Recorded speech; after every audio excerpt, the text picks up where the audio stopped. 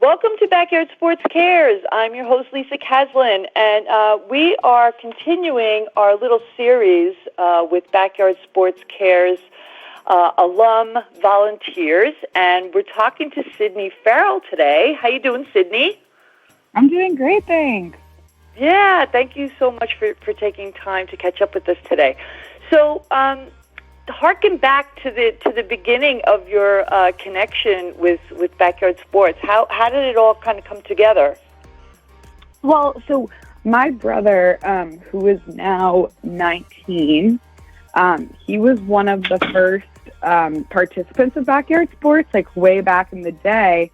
Danny Bernstein is really good friends with my parents, and when they were kind of like getting it going off the ground, my brother has autism, and he was like a perfect participant for it. So I would go and watch him sometimes and like see just the whole setup of it. And then when I was a freshman, I think in high school, I started volunteering for the Purchase program there, and it was super great. That's wonderful. And you could, I assume you could work with your brother. Yeah.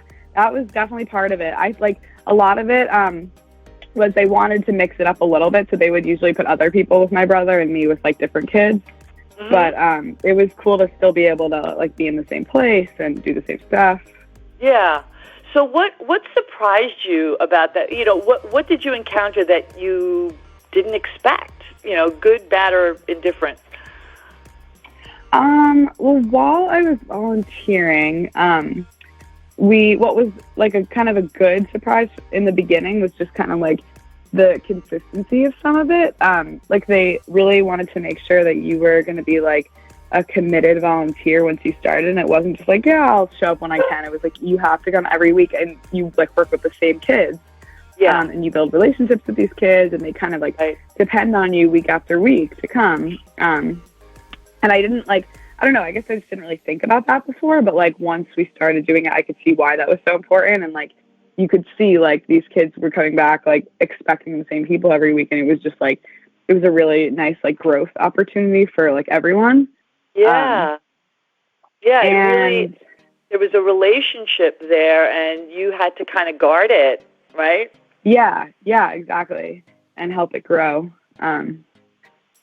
So that was really cool. There were definitely like some challenges that came along with stuff like that. Like, just, you know, like having to put in the time and commitment every week, but like it was well worth it when you would see some of the results. Yeah. So you, Emily, and Paulina, right? All went to Mamaroneck High School together. And I know like the three of you were, you know, joined at the hip and worked together at Backyard Sports, and you decided to take it to the next level, and you initiated a club at school, right? Yeah. So the three of us, we loved going to the Purchase location every week, and Mr. Minotti, Ben Minotti, was our health teacher in high school. So like we all had a really good relationship with him, and like he was like telling us just a little bit about how like, we would love to like expand it and stuff. Like, what would you guys think if like we tried to like start something in the Mamaroneck community? And we were like, that's a great idea. Like there's such a need for it. And I think like so many people would be into it. So like Mr. Minotti, Paulina, Emily, and I kind of formed the Mamaroneck Club together.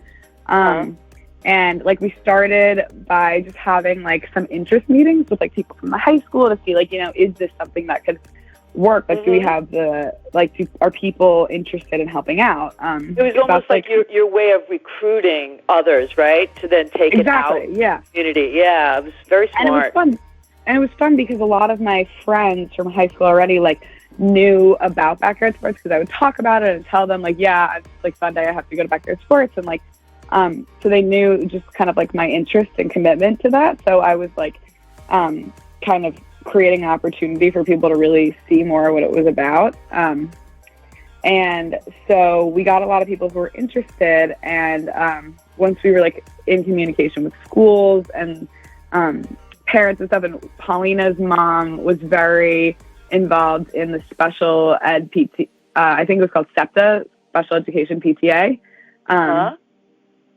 So she was able to connect with some parents to see if like their kids would be interested, and like it started just like a whole thing, and it worked out really nicely. It was meant to be. Yeah, the universe aligned for you guys, right? Yeah.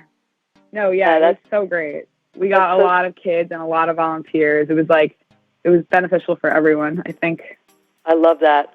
All right, so take us, you then, you kind of parted ways because, you were going on your journey and you were going off to college, and you ended up going to the University of Vermont, right? Yeah, I did. I just graduated from there. Great. And what did you study? I studied early education and special education. Yeah. No surprise, right? So yeah. I guess, both Backyard Sports Cares and probably your brother had a little bit to do with that, no? Yeah, definitely. I wrote my college essay about like my experience in backyard sports.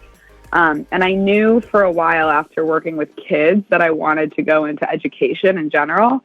So I started off at school just doing early education, and then I took this special ed class, and the stuff we learned about was like kind of an extension off of, I feel like, everything I had been doing, and it was already something I knew about and was passionate about, and then they presented how there was like a minor option for that, and so I took that, and it was really great. That's wonderful. So you are about to embark on your career now, right? Yeah, it's beginning now. Great. And over the summer, you worked at a camp, right?